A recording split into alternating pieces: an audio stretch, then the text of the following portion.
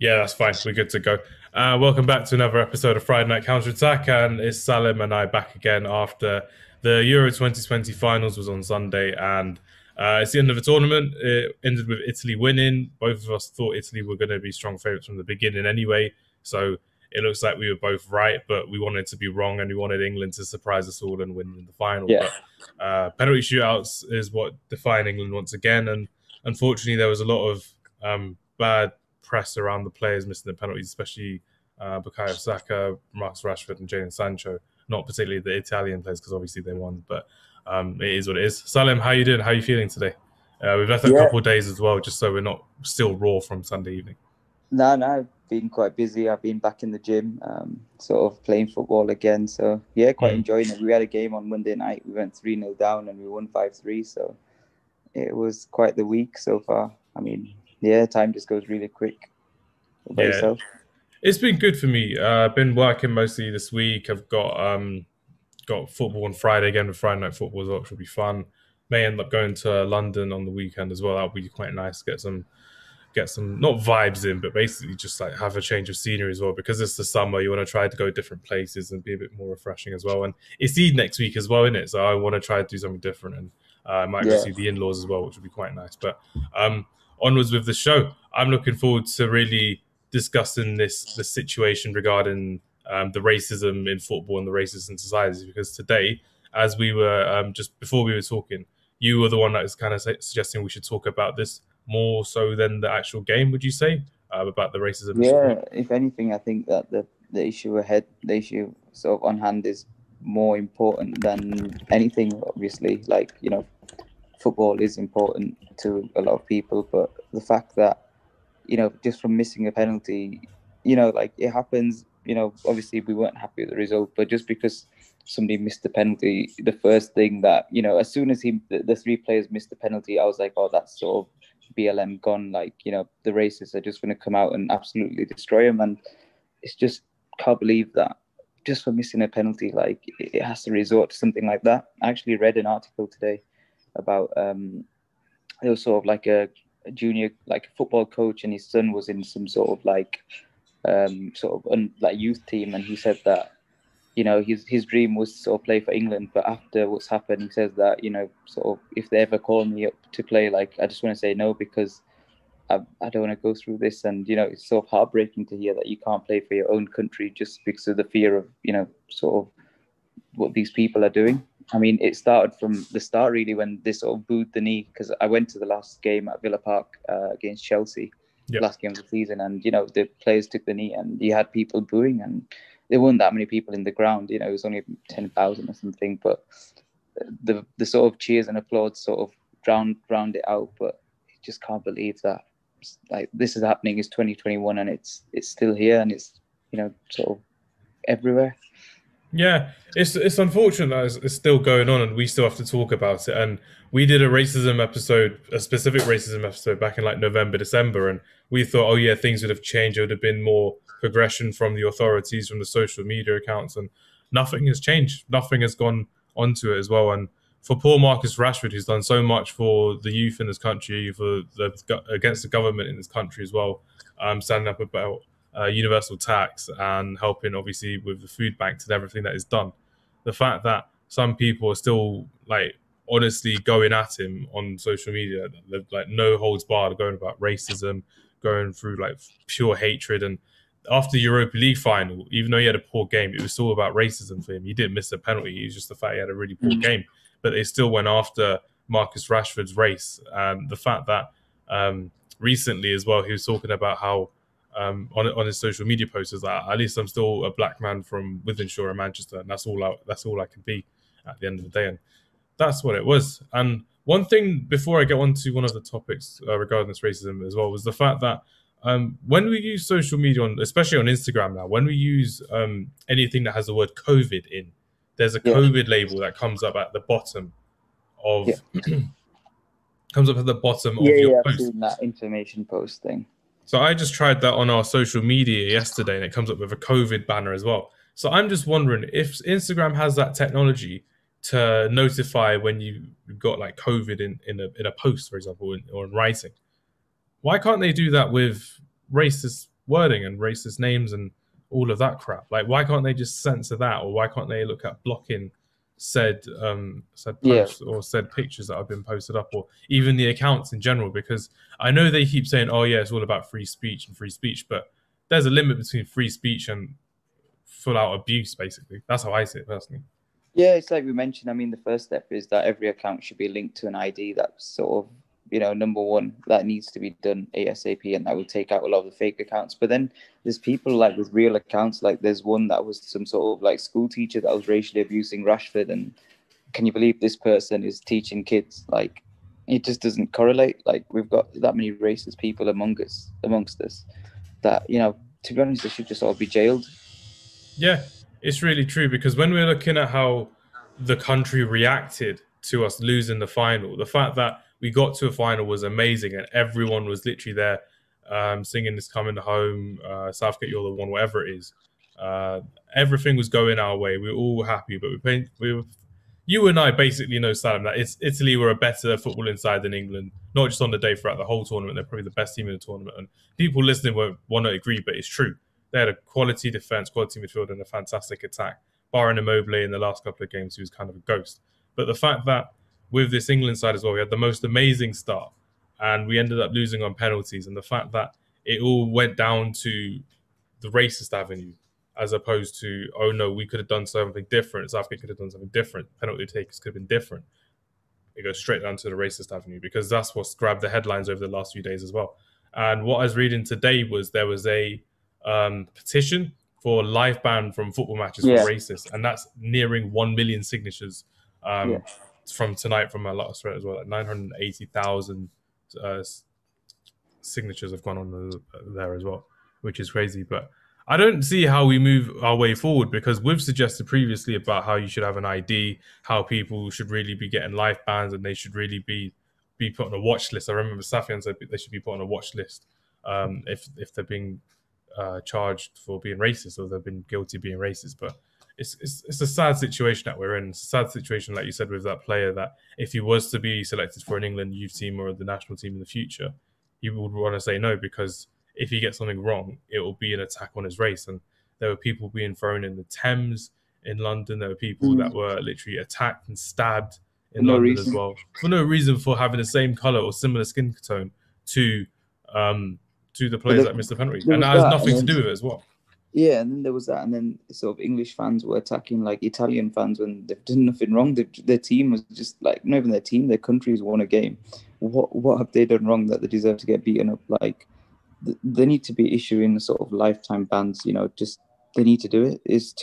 I think it's too lenient in this country.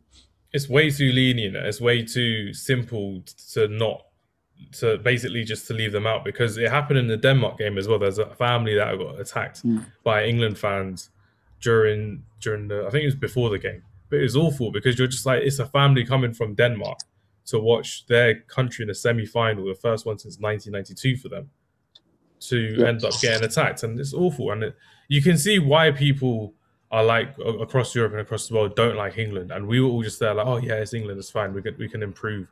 But clearly, the fans and the general public haven't improved at all, and you can see why people are saying, oh no, we shouldn't really be going for a 2030 bid if we're going to have fans that are behaving like that. We had a World Cup in Russia a couple of years ago where everyone was saying how, oh, they're all racist, oh, they're all homophobic, but nothing came publicly. Nothing was shown against racism to like players from different backgrounds and different countries and different continents, and nothing was going in a homophobic way against in a homophobic way. But for England to have some of these games in the Euros this time in the Euros, it's ridiculous how England fans have too much entitlement, shall we say, to how they believe football should be done in this country and how they believe that they should just be running through the gates of Wembley because, oh, we're English, we deserve to be here. It's a final, we deserve to be watching it in our local stadium.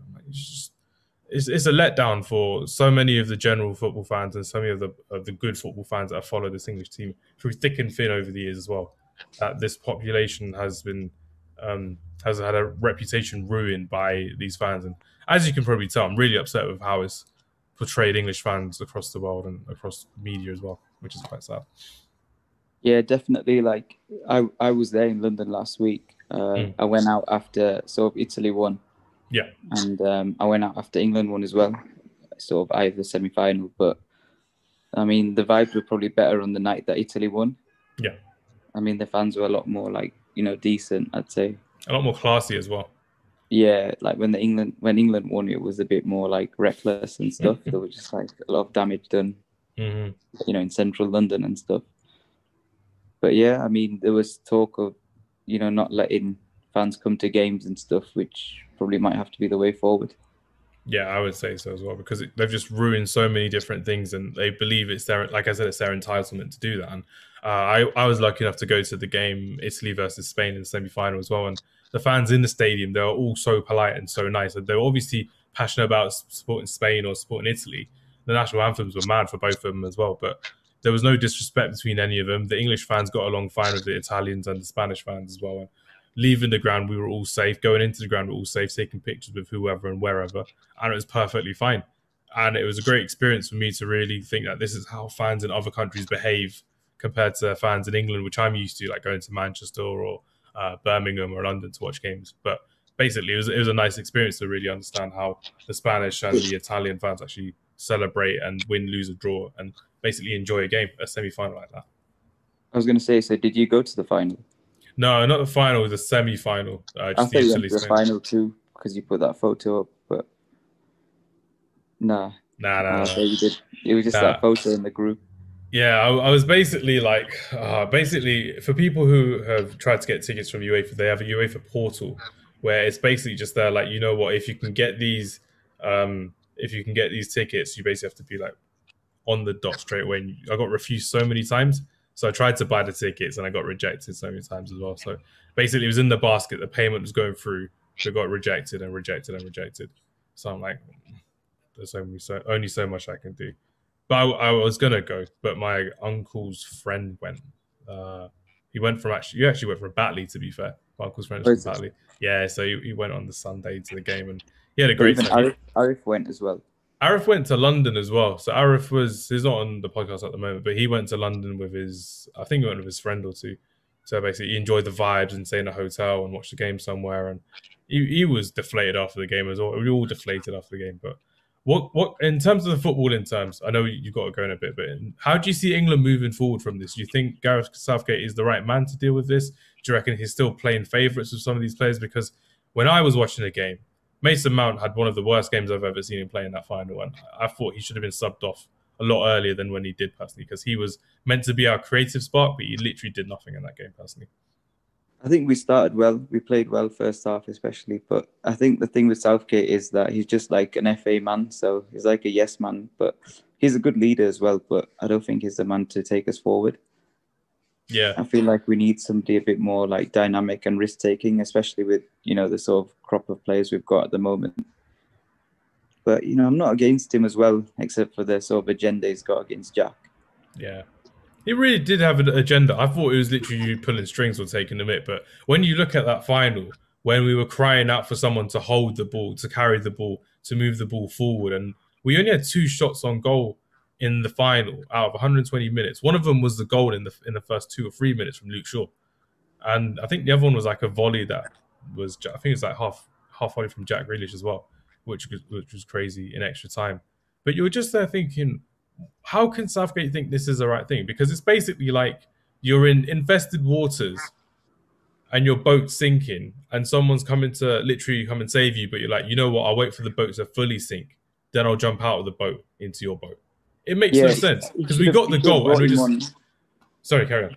You should have brought him on the hour mark, when we were sort of getting pushed back and there was no like out ball for us. Like, to be honest, Italy should never have been allowed to come back into that game, especially after that first half where Exactly. we pressed high and we made it so hard for them to play out.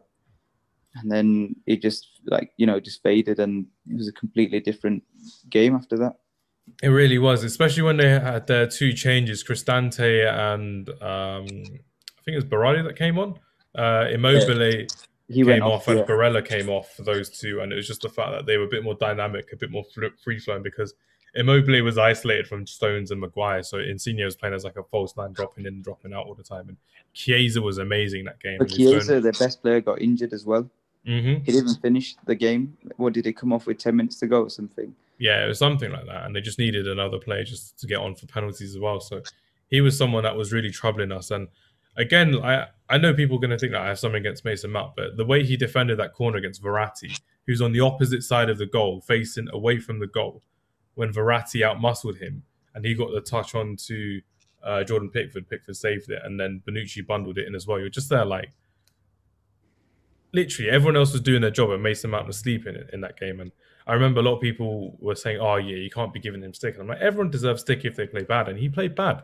He got like a 3 or a 4 in the Sky Sports rating as well. But for me, Yeah. I'm just like, he shouldn't have stayed on for that full 90 minutes. And that's where I think Gareth Southgate needs to change and he needs to adapt. He needs to really think that it's not always about having my favorite players or my most trusted players, shall we say, on the The pitch all thing the is, time. because we had like a defensive five with sort of two sort of like in midfield sitting kind of, well, not sitters, but more defensive players. We needed the front three to be just attacking, but Mount isn't that player. He had to be like Jack or Sancho or like a Foden, that kind of player. But Foden was injured, obviously.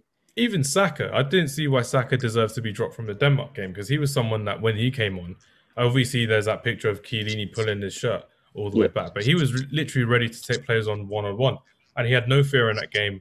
Obviously, besides the penalty, but he had no fear in that game, really chasing the ball down, playing in the middle of the park because when he was on, Grealish was on the left, and he was in the middle, and Sterling went on to the right as well. Went to a 4-2-3-1, and it just showed that Sancho really was surplus to requirements when Saka was playing like that in many different positions and many different systems. And he did it for Gareth Southgate. And you can't you can't end up wondering why Sancho was even in that predicament when he came on and Rashford came on for what 2-3 minutes left At right back, yeah. at right back as well. I know they had to take off Walker and they took off someone else. I think it's Henderson they took off again Yeah. for the penalties. But what did you make of that? Because a lot of people are saying, "Oh yeah, they should have been warmed up." But I've seen players like Giuliano Belletti, for example, for Chelsea. He came on at 119 minutes in the Champions League final for a penalty, and he scored. Like all he did was walk on the pitch, take a penalty, and he scored for them Yeah, in even we 2008. did that in the playoff semi-final. We brought Emil Jedinak on Mm. literally for a minute, and he scored his pen and he went. I think he got it wrong, in terms of takers and stuff. But at least like they stepped up, whoever stepped up, and it's respect to them. But the takers were wrong. Yeah. Initially, like I think Sterling and Jack both should have taken one rather than Sancho and Saka. It's easy to say now because they've obviously missed, but I think the reasonable choice from the start would have been that.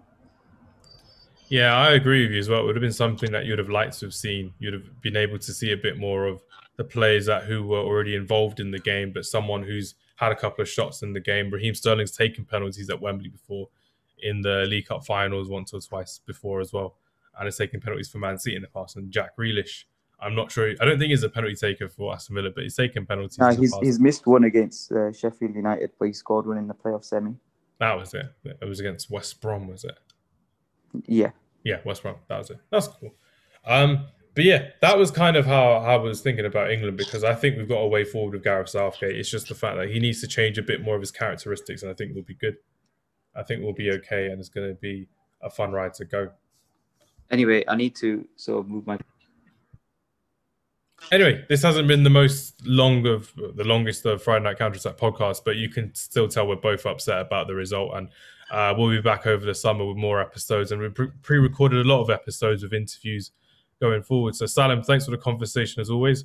Look forward to seeing you in a couple of weeks at Hall of Fame Mania. We'll see you then, and Friday Night Football as well. But I'll see you soon, Salim. Thanks for listening, everyone. Take care and goodbye. Bye.